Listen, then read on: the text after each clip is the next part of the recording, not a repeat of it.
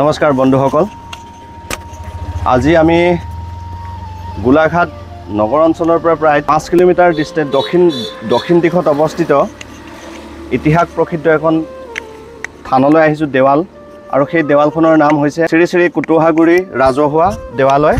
পথাৰখনৰ মাজতে অৱস্থিত যদিও বৰ্তমান বৰফুকন খাট অধীন বুলি ইয়াতে লিপিবদ্ধ হৈছে। আহোম ৰাজত্বকালৰ শেষৰ ফালে পুৰন্দৰ সিংহৰ ৰাজত্বকালতেই এই কুতুহাগুৰি থান প্ৰতিষ্ঠা কৰা হৈছিলে। আৰু মহেশ্বৰ নেওগদেৱৰ পবিত্ৰ অসমত উল্লেখ কৰিছে যে মান আক্ৰমণৰ পূৰ্বৰ সময়ত কিছুমান গৰখীয়া ল'ৰাৰ খেলা ধূলা কৰি থকাৰ অৱস্থাতে এটা অলৌকিক ঘটনা সংঘটিত হৈছিলে। এই অলৌকিক ঘটনাক কেন্দ্ৰ কৰি পৰৱৰ্তী সময়লৈ এই থানখন বা দেৱালখন প্ৰতিষ্ঠা কৰা হৈছিল। আৰু সেই সম্পৰ্কত আমি ভিতৰত যাম। গোটেই কুতুহাগুৰি থানৰ ইতিহাস কাৰণেনো কুতুহাগুৰি থান হ'ল, প্ৰতিষ্ঠাকালীন সময়ৰ যিজন বামুণ আছিলে, বামুণজন কোন আছিলে, আৰু পৰৱৰ্তী সময়ত ইয়াৰ যিমান মাটিকালি আছিলে বিস্তৃত পৰিসৰৰ আমি জনামতে প্ৰায় 40 পুৰা মাটি। আৰু সেই 40 পুৰা মাটিৰ পৰিসৰ টুটি গৈ বৰ্তমান হয়তো যিখিনি আছে এইখিনি আমি পৰিসৰটো চাম। ইয়াত দুটাকে পুখুৰী সেই সময়তে খন্দোৱা হৈছিলে। আৰু সেই পুখুৰী দুটাৰ এটা ঠিক ইয়াৰ পৰা সোঁফালে অলপ দূৰতে এজোপা বৰগছৰ তলত অৱস্থিত। আৰু য'ত মোহন কাছ নামৰ দুটা কাছ তাত আছিলে, এই কাছ দুটাক কিবা খাব দিলে পানীৰ পৰা আহিছিলে।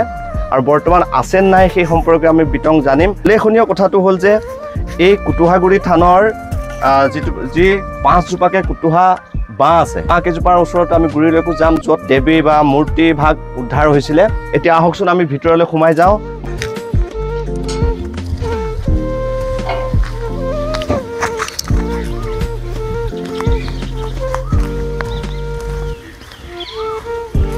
এইখনেই হৈছে কুতুহাগুৰি থান।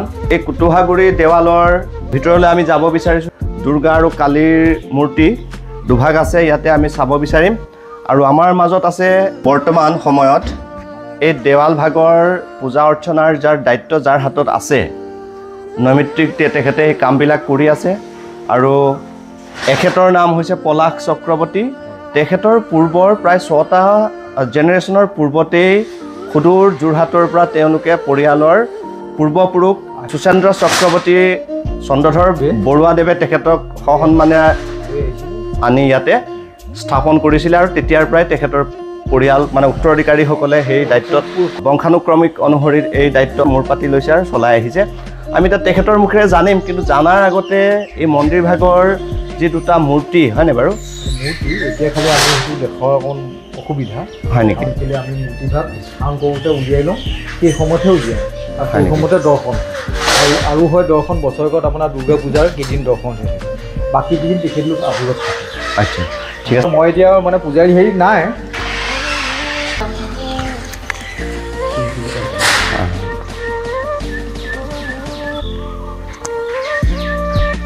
এই যে অকণমান আগতে আপোনালোকে দেখিলে যিটো মন্দিৰ ভাগৰ মূৰ্তিখিনি হয়তো আৱৰণৰ ভিতৰত আছে, আমি সেইকাৰণে আপোনালোকক দেখাব নোৱাৰিম। প্ৰথম আপুনি যেতিয়া বাঁহজোপা তলত ওলাইছিলে, তেতিয়া তাত ৰাইজে মানে এটা নৰাৰ ঘৰ এটা বনাই পেলাই তাতে ৰাখিছিলে সেই জেগাটুকুৰাত। তাৰপিছত এই যেতিয়া ষোলপানী দেৱত আনিলে তেখেতলোকে এই ভেটিটোলৈ তাৰপৰা লৈ আনিলে। তেতিয়াৰ পৰা ইয়াতে আছে? তেতিয়াৰ পৰা ইয়াত আছে। আমাৰ ইয়াত বাৰ্ষিক হিচাপে বছৰেকীয়া দুৰ্গা উৎসৱ মানে ডাঙৰ ধুমধামেৰে হয় আৰু এইটো পৰম্পৰাগত চলি আছে। এই সম্পৰ্কত আমাৰ কৈছোঁৱেই যে আমাৰ পলাশ চক্ৰৱৰ্তীদেৱে যিজনৰ দায়িত্বত আছে বৰ্তমান পূজা অৰ্চনাৰ সকলোবিলাক দায়িত্ব চোৱা চিতাৰ, হয়নে বাৰু?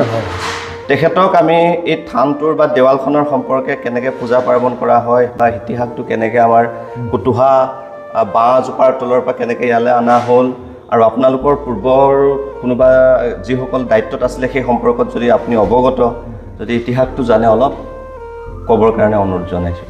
জানো আৰু ধৰক বৰ্তমান আচ্ছা, মানে প্ৰথম যেতিয়া আপোনাৰ কাইটীয়া বহলগড়ৰ ওচৰত ওলাওঁতে মানে ইতিহাসটো কি ধৰণে ওলালে, তেখেতৰে এই গৰখীয়ালৈ মানে এইবোৰ গৰু চৰু চৰাই থাকে, চাই পেলাই সিহঁতি মানে ৰং ধেমালি খেলি পেলাই সিহঁতি ফৰিং মানে কুমতি এনেকুৱাবোৰ ফৰিং, মাগুৰ মাছ, গৰৈ মাছ, কাৱৈ মাছ, কুমতি এনেকুৱা মানে বলি বিধান কৰা মানে ধেমেলীয়া সেইটো বলি বিধানটো কৰে মানে কিহে কৰে, বিৰিণা পাত।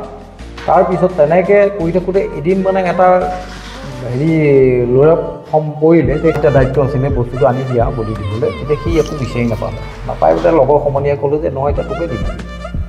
মানে মধুহে বলি দিছিলে। তেতিয়া মানে কি কৰিলে, সেই বিনা পাতে তেতিয়া সেই যেতিয়া তাক ডিঙিত এনেকৈ দি দিলে ছিগি গৈ পেলাই মানে মোৰ ছিগি গ'ল। তেতিয়া সি দেও উঠিব লাগিলে আৰু দেও উঠি পেলাই তেতিয়া বাকীবোৰ গুচি গৈ খবৰ গাঁৱে চাৱে দিলে। তাৰপৰা আমাৰ ইয়াত ওচৰতে নাট গাঁও আছে, কাটনি গাঁও আছে, ধৰক তেনেকৈ আহোম গাঁও আছে, তেনেকৈ চুতীয়া মানুহ গাঁও আছে, গাঁৱত খবৰ দিলে। তেতিয়া আহি ইয়াত মানে ক'লে যে ৰাতি কিছুমানৰ সপোন দেখুৱালে কাৰোবাক তাৰপৰা দোলে গায়ে নাই দেৱী উলিয়ালে মাটিৰ পৰা, উলিয়াই তাতে প্ৰতিষ্ঠা কৰি তাতে থৈ দিলে। তেতিয়া এজন ব্ৰাহ্মণ আছিলে, সেই বিয়া বাৰু নপতা ব্ৰাহ্মণ এজন পাইছিলে গুৱাহাটীয়া, বুঢ়া বামুণ বুলিয়ে উল্লেখ আছে গুৱাহাটীয়া মানে বুঢ়া বামুণ। তেখেত আৰু বিয়া বাৰু সংসাৰ নপতা মানুহ কাৰণে তেখেত ঢুকালে। ঢুকাৰ পিছত তেনেকৈ ফুলপানী বুলি এজন আনিলে, ফুলপানীকো তেখেতেও থাকিলে। থাকি পেলাই তাৰপিছত সুচন্দ্ৰ চক্ৰৱৰ্তী সৱাই বন্ধাৰ পৰিয়াল, চক্ৰৱৰ্তী পৰিয়ালৰ এজন লৈ আহিলে। হয়, সেইখিনি আৰু অলপ কথা মই সংযোজন কৰিব বিচাৰিছোঁ যে আমাৰ যিজন গুৱাহাটীৰ পৰা বুঢ়া বামুণ খ্যাত, তেখেতক লৈ অহা হৈছিলে কাৰণ এই অঞ্চলত তেনেকুৱা মানে কৰিব পৰা ব্যক্তি নাছিলে। আৰু তেখেতৰ লগত এই বুঢ়া বামুণৰ প্ৰকৃত নামটো কি জানিব পৰা পৰৱৰ্তী সময়ত নগল বোধ হয়। যাই নহওক তেওঁক অঞ্চলৰ চুবুৰীয়া অঞ্চলে বুঢ়া বামুণ বুলিয়ে জানিছিলে। আৰু তেওঁৰ লগত এজন মানে লগুৱা এজন লৈ আহিছিলে, সেইজন আছিলে সুদাম। আৰু এই সুদামৰ নেতৃত্বতেই বুঢ়া বামুণক চোৱা চিতাৰ লগতে কৰিবৰ কাৰণে সহযোগ কৰিছিলে। আৰু এই সুদাম বুলি যিজন ব্যক্তি আছিলে, এই মূল মন্দিৰ ভাগৰ পৰা বা দেৱাল ভাগৰ পৰা পশ্চিমত অৱস্থিত পুখুৰী বৰগছৰ তলত তেখেতক এটা পজা সাজি দিয়া হৈছিলে বুলি উল্লেখ পোৱা যায়। আৰু সেই বৰগছজোপাৰ তলত থকা পুখুৰীটোতে মোহন নামৰ কাছ দুটা আছিলে, হয়নে বাৰু? আৰু সেই মানুহৰ মুখে মুখে জনা যায় বা আমাৰ মহেশ্বৰ নেওগদেৱৰ পবিত্ৰ অসমতো উল্লেখ আছে যে এই কাছকেইটাক মোহন নামেৰে মাতি যদি কিবা খাব দিয়া যায়, তেতিয়া পানীৰ তলৰ পৰা ওলাই আহে আৰু সেই খাই কৰি গুচি যায়। মোহন নামৰ কাছৰ কাৰণে সেই পুখুৰীটোৰ নামো মানে নামাকৰণটো মোহন। হয়, সেইটো এটা ডাঙৰ কথা যে মোহনৰ মানে বসতিস্থল আছিলে বাবে এই পুখুৰীটোৰ নাম পৰৱৰ্তী সময়লৈ মোহন কাছ পুখুৰী বুলি খ্যাত হয়। চক্ৰৱৰ্তী পৰিয়াল যেতিয়া আহিলোঁ, তেতিয়া চক্ৰৱৰ্তী পৰিয়ালটো ক্ৰমান্বয়ে আমাৰ এতিয়া আজি আমি এতিয়া বৰ্তমান 6 পুৰুষলৈকে নৈমিত্তিক কৰ্ম পূজাবোৰ চলি থাকে। আৰু বছৰেকীয়া মানে উৎসৱ হিচাপে দুৰ্গাৰ মূল থান, যিহেতু দুৰ্গাবীৰ থান বুলি কোৱা হয়, সেইকাৰণে দুৰ্গা পূজাটো আমাৰ ইয়াত মানে পতা হয় সেইটো। আৰু ইয়াত বলি বিধানো মানে আছে। বলি বিধানটো বিশেষকৈ কিছুমান ভক্ত আছে, সেই ভক্তখিনি পূজাত আহিবই, তেখেতো বলি বিধান কৰা হয়। হাঁহ, ছাগলী আদি, কোমোৰা, পাৰ এনেকুৱা দি বলিৰ ভিতৰত হাঁহ, পাৰ, কোমোৰা, ছাগলী, কোমোৰা, কুঁহিয়াৰ সেইবোৰ হয় ইত্যাদি, হয়নে বাৰু? লগত কিবা এই বলি হয় নেকি? আগতে অতীজত শুনামতে ইয়াত মহ বুলি ইয়াত আছিলে বুলি শুনিছোঁ, কিন্তু আমি এইটো গম নাপাওঁ। সেইটো গম নাপাওঁ। কিন্তু কিছুমান এতিয়া শুনো যে আমাক কয়, আগৰ ককাহঁতে শুনো, ককাহঁতে কওঁতে যে যেতিয়া দুৰ্গা পূজা বলি পাতে, তেতিয়া সেই পুখুৰীটো মানে মন্দিৰৰ ওচৰত থকা পুখুৰীটো এটা পিটনি আছিলে।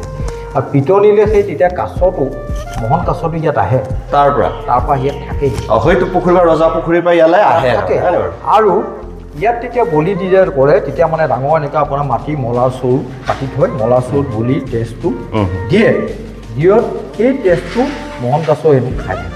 আমি সেইবোৰ তেজ খাই মানে মলা চৰুটোৰ পৰা, আচ্ছা, মলা চৰুটোৰ পৰা খাই থাকে। মানে ধৰক এই হাঁহৰ, ছাগলী যিবোৰ তেজ গোট খায়, সেই তেজবোৰ খাই থাকে। সেইবোৰ শুনো আমি কিছুমান কথা, ধৰক নুশুনা নহয়, সেইখিনি এটা কথা। তাৰপিছত এতিয়া আমি আৰু সেই পুখুৰীটো আমি চৰকাৰে হেৰি পৰা কৰি পেলাই খন্দাই মেলি ল'লোঁ আৰু সেইখিনি চৰকাৰ কিছুমান অনুদানো পাইছে ন? পাইছে। এইটো খানাবৰ কাৰণে অনুদান পাইছে, ধৰক আপোনাৰ এতিয়া এই অসম দৰ্শন এটা আমি 10 লাখ টকা এটা পাইছোঁ, সেইটো আমি ঘৰ বনাইছোঁ মন্দিৰ পূজাৰী থাকিবলৈ। হয়, আমি মানে গৃহভাগলৈকো যাম বাৰু। আৰু মন্দিৰৰ কথাটো বিশেষ কওঁ আপোনাক, আমাৰ ইয়াত দুৰ্গা আছে, কালীমা আছে, শালেগাম আছে, শিৱলিংগ আছে, আৰু গণেশৰ এজনা আছে। এইকেইজনে আছে, সেইকেইজনে আমি স্থান কৰিব সময়ত আমি উলিয়াই লওঁ, স্থান কৰোঁ। সেই সময়তে পূজাই দৰ্শন কৰিলে কৰিব পাৰে, বা মন্দিৰত পূজাৰী থকা অৱস্থাত আপুনি দৰ্শন কৰিব পাৰে। কিন্তু এতিয়া ধৰক আবোৰত থাকে, আমাৰ সদায় আবোৰত থাকে। আৰু যেতিয়া আমি দুৰ্গা পূজা পাতোঁ, তেতিয়া সেই 5 দিন 6 দিন আপোনাৰ তলত থাকে। হয়, এতিয়া আমি দুখেৰে পাব বিচাৰিছোঁ আপোনালোকক যে এতিয়া পূজা পাৰ্বণৰ সময় নহয়, আৰু সেইকাৰণে আবোৰত আছে।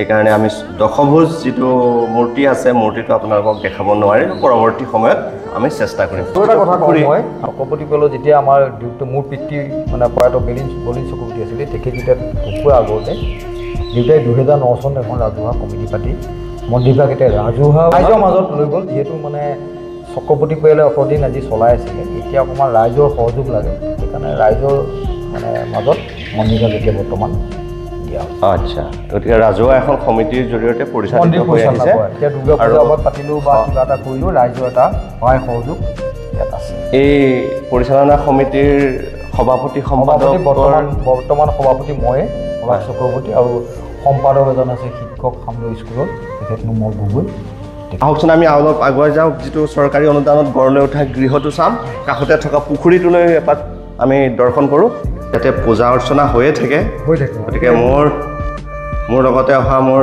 ছাত্ৰ অংকিত বুঢ়াগোহাঁয়ে মনৰ পবিত্ৰতাৰ বাবে সেৱা ভাগ লৈছে তেখেতক মা দুৰ্গা মা কালীয়ে আশীৰ্বাদ প্ৰদান কৰক পঢ়া শুনা ভাল হওক সুস্বাস্থ্যৰে দিনবোৰ পাৰ হওক আপোনালোকো আহিব পাৰে ইয়াতে পূজাৰ সময়ত আহিলে ভাল হয় বিশেষকৈ দুৰ্গা পূজাৰ সময়ত পলাশ চক্ৰৱৰ্তীদেৱে কৈছে যে চৰকাৰী অনুদানত এই গৃহভাগ গঢ় লৈ উঠিছে পৰিচালনা সমিতি আৰু চৰকাৰৰ অনুদানতে গঢ় লৈ উঠিছে আৰু অসম চৰকাৰেনো কি কৰিছে আমি তাকে ইয়াত খোদিত কৰা হৈছে অসম দৰ্শন আঁচনি 2019-20 বৰ্ষত শ্ৰী শ্ৰী কুটুহাগুৰি দেৱালয় বৰফুকনখাট গাঁও মুঠ আবণ্টিত টকা 10 লাখ অনুদানেৰে নিৰ্মিত দেৱালয় গৃহ 2022 মানে 2022 চনত সম্পূৰ্ণ হৈছে হয়নে বাৰু আৰু মই অংকিতক এইফালে ভিতৰৰ ফাললৈ বিভাগটোৰ এটা ভিডিঅ' কৰিবলৈ অনুৰোধ কৰিলোঁ ইয়াত কোনোবা দৰ্শনাৰ্থী আহিলেও বৰ বিশেষ চিন্তা কৰিব লগা নাই ইয়াতে ফেনৰ ব্যৱস্থা আছে আৰু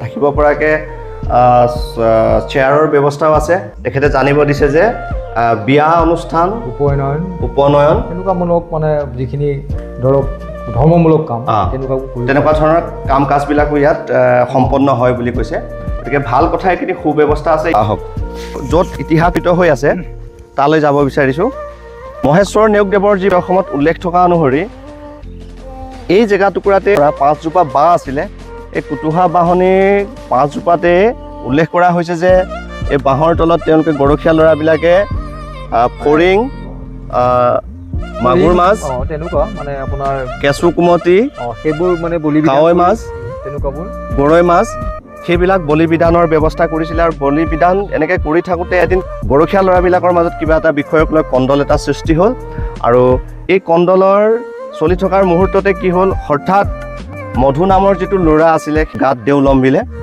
লাহে লাহে তেওঁৰ গাত দেউৰ যিটো প্ৰভাৱ বেছি হ'ল আৰু বেছিকৈ নৃত্য কৰিবলৈ দেওধনী নৃত্য আৰম্ভ হ'ল আৰু সেই মুহূৰ্তত লগৰীয়া যিমানবিলাক গৰখীয়া ল'ৰা আছিলে সেইবিলাকে গৈ গাঁৱৰ বয়োজ্যেষ্ঠসকলক খবৰ দিলে আৰু ইয়াত গাঁৱৰ সেই বয়োজ্যেষ্ঠসকলে আহি মধুক শান্ত হ'বলৈ ক'লে যদিও শান্ত নহ'লে কিন্তু শেষত কি হ'ল গায়ন বায়ন আনি পেলাই নাম মানে নিয়ম কৰাৰ পৰিপ্ৰেক্ষিতত তেওঁৰ এতিয়া দেখিছে যে লাহে লাহে শান্ত হ'ল আৰু শান্ত হ'ল যদিও দেৱী আছে ইয়াতে তেখেতে এটা কথা জানিব দিলে যে সেই কুটুৱা বাঁহজোপাৰ তলতে দেৱী মূৰ্তি এভাগ আছে গতিকে সেই মূৰ্তিভাগ যদি আপোনালোকে যথাস্থানত স্থাপন কৰি যথা সন্মানেৰে পূজা অৰ্চনা নকৰে তেতিয়াহ'লে গাঁৱৰ অপায় অমংগল হ'ব পাৰে আৰু এই ক্ষেত্ৰত অপায় অমংগলৰ পৰা ৰাইজে পৰিত্ৰাণ পাবৰ বাবে মূৰ্তিভাগক কুটুহা বাঁহজোপাৰ গুৰিৰ পৰা উদ্ধাৰ কৰি অনাৰ চেষ্টা কৰিছিলে যদিও কিন্তু কি হ'ল তেওঁলোকে সেই মূৰ্তিভাগক স্পৰ্শ কৰিবলৈ সাহস নকৰিলে কিয়নো এইটো এটা নিৰ্দিষ্ট নিয়ম আৰু পৰম্পৰা অনুসৰি আনিব লাগে সেই কথাষাৰ পুনৰ মধুকে সোধা গ'ল যে এই মূৰ্তিভাগৰ পূজা অৰ্চনা বা তাৰ পৰা কোনে আনি স্থাপন কৰিব সেই কথাখিনি সোধাত তেতিয়া মধুৱে জানিব দিলে যে ইয়াতে গুৱাহাটী ফালৰ এজন বামুণ আছে বামুণক মতাই আনি সেই পবিত্ৰ কামভাগ কৰিব লাগিব আৰু সেই বামুণজনৰ নাম হৈছে পৰৱৰ্তী সময়ত জানিব পৰা নগ'ল বুলি কোৱা হৈছে তেওঁক স্থানীয় ৰাইজে বুঢ়া বামুণ বুলিয়েই কৈছিলে আৰু সেই বুঢ়া বামুণক সহায় কৰিবৰ বাবে তেওঁৰ লগত এজন ব্যক্তি আছিলে সেই ব্যক্তিজনৰ নাম আছিলে সুদাম বামুণৰ মৃত্যুৰ পাছত আমি জানিব পৰা মতে যে এই সুদামে এই গোটেই সম্পত্তিটো যিটো মাটিৰ সম্পত্তি বা দেৱাল ভাগৰ চোৱা চিতাৰ দায়িত্বত কিছুদিনলৈ আছিলে উল্লেখনীয় যে ইয়াত 40 পুৰা মাটি আছিল বুলি মহেশ্বৰ নেওগদেৱে তেওঁৰ পবিত্ৰ অসম নামৰ গ্ৰন্থখনত উল্লেখ কৰিছে সুদামদেৱে স্থানীয় এজন আহোম ছোৱালীক বিয়া পাতিছিলে আৰু সেই ছোৱালীগৰাকী গাৰ ৰং বেছি কলা হোৱাৰ বাবে বৰকলি বুলি মাতিছিলে উদামদেৱৰ পুত্ৰ গজানন্দে সেই মাটিখিনি পৰৱৰ্তী সময়ত প্ৰায় 30 পুৰা মাটি বিক্ৰী কৰি ইয়াৰ পৰা ফকাটিঙলৈ গুচি গ'ল আৰু তাতে বৰ্তমানেও আছে আৰু তাতো এতিয়ালৈ তেওঁৰ নিজা গৃহতো এটা মূৰ্তি এভাগ এতিয়াও আছে বুলি আমাৰ চক্ৰৱৰ্তী দেৱে জানিব দিছে যে পুখুৰী যেটো পুখুৰীৰ পাৰত বৰ্তমান মন্দিৰৰ আৰু কথা কম মই এই পুখুৰীৰ পাৰতে গড়লৈ উঠিছিলে মানে সেই দেৱাল ভাগ আৰু এই কুতুহা বাঁহৰ কাষতে আছে এজোপা বৃহৎ বৰগছ এজোপা গছ ভাঙি গৈছে পুনৰ শিপাৰ পৰা গছে কাৰণ আজি 1800 চনৰ পৰা ধৰিলে 1800 19 20 হয়নে বাৰু গতিকে প্ৰায় 300 বছৰৰো অধিক হ'ল 300 বছৰমান সময় গছজোপা এনেকৈ অক্ষত আছে ভাঙি গৈছে কিন্তু পুনৰ শিপাৰ পৰা গজি উঠিছে বৰ্তমান এতিয়া আমি এই বাউণ্ডাৰী যে মাৰি থৈছো হয় এইটো আমাৰ একদম কপুহগুৰি দেৱালৰ নামত পুৰা এইটো এক পুৰা মাটি আছে বৰ্তমান এতিয়া এক পুৰা আছে না চাৰিফালে এইটো চৰকাৰে দিছিলে এইটো চৰকাৰে দিয়া অনুদানে আমি বাউণ্ডাৰী মাৰি থৈছো আৰু বৰ্তমান আৰু এটা কথা কওঁ এতিয়া মাটি আমি প্ৰায়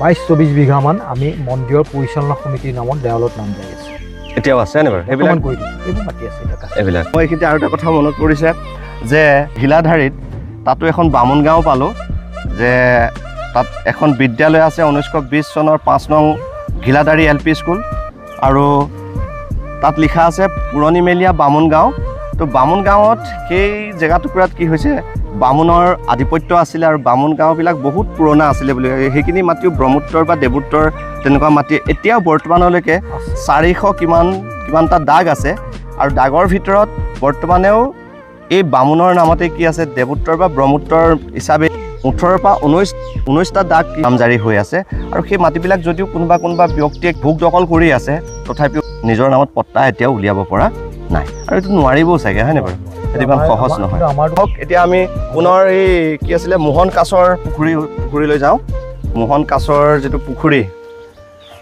সেই পুখুৰীৰ পাৰলৈ আহিছোঁ এইটোৱে হৈছে মোহন কাছৰ পুখুৰী 2 বিঘামান মাটি আছে পুখুৰীটোৰ নামত আৰু ইয়াৰ ইতিহাসটো হৈছে আপুনি কওকচোন আছিলে এই কাছৰ মোহন কাছ থকাৰ কাৰণে এইটো কাছ থকা বৰপুখুৰী বুলিও মানুহে জানে আৰু সেইটো নামেই এতিয়া আমি ক্ৰমান্বয়ে কাছ মানে মোহন বুলি মাতিলে কাছ ওলায় সেই নামাকৰণে এতিয়া যি কাছৰ হওক মোহন কাছ বুলি চলি আছে আগৰ বৃদ্ধকেইটা ঢুকালে মানে কাছকেইটা মৰিলে আৰু বুঢ়া হ'ল কিন্তু এতিয়া তথাপিও এটা মানে কাছ যথেষ্টখিনি ইয়াত আছে ইয়াত কাছৰ মানে হেৰিটো শেষ হৈ যোৱা নাই যদিও মোহন কাছ শেষ হ'ল কিন্তু তেওঁৰ নাতি পুতিবিলাক এতিয়া আছে সেইবিলাক সৰু সৰু কাছ এতিয়াও বা ডাঙৰ কাছও আছে এতিয়াও বোলে কিবা খাদ্য দিলে হয়তো মাতিলে আহে আমি দুৰ্ভাগ্যবশতঃ বৰ্তমান পৰিৱেশটো বেয়া হৈছে পুখুৰীটো অলপ জংঘল হৈ আছে আৰু আমাৰ ভাগ্যটো নাই কাছৰ মোহনক লগ পাবলৈ মোহনক লগ পোৱা হ'লে ভালে আছিলে বাৰু প্ৰিয় বন্ধুবৰ্গ